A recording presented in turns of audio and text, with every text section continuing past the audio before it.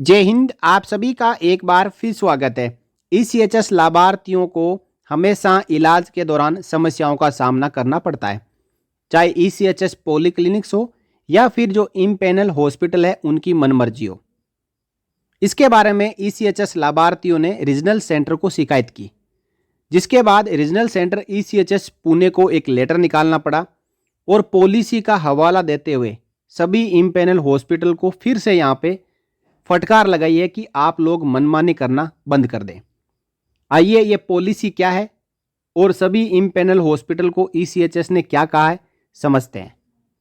Complaint against empanel hospitals, ECHS लाभार्थियों ने complaint की, उसी के बारे में यहाँ पे कहा जा रहा है और यहाँ पे रेफरेंस दिया है ईसीएचएस पॉलिसीज एंड गाइडलाइंस का।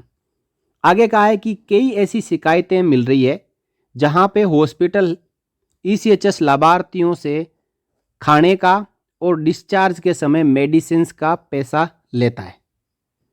This is violation of memorandum of understanding sign between this regional centre ECHS and hospitals, जो कि एमओयू का उल्लंघन है।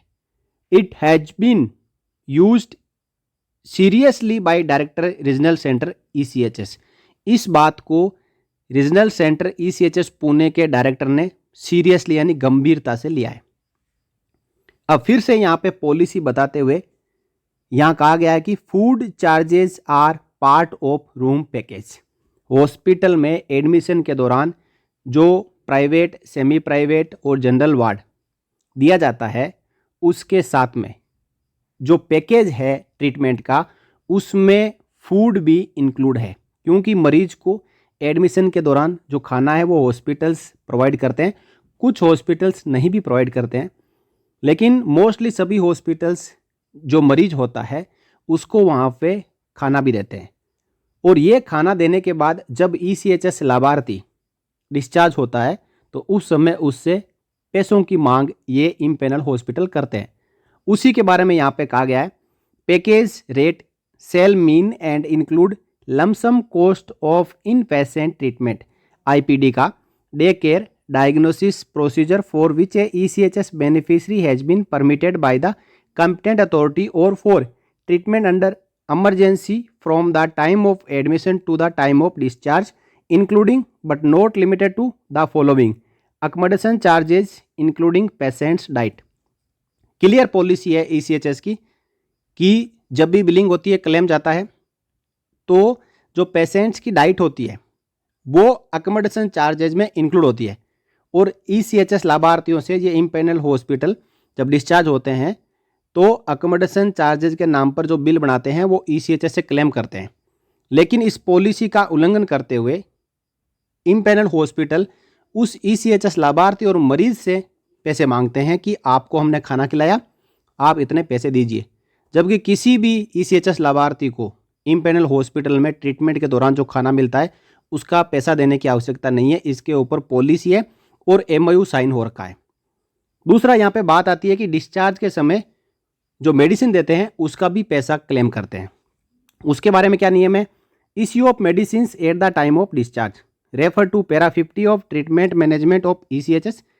Empanel hospital will issue medicine up to 7 days subject to value not being more than ₹2000 after patient is discharge in IPD cases, normal as well as emergency cases.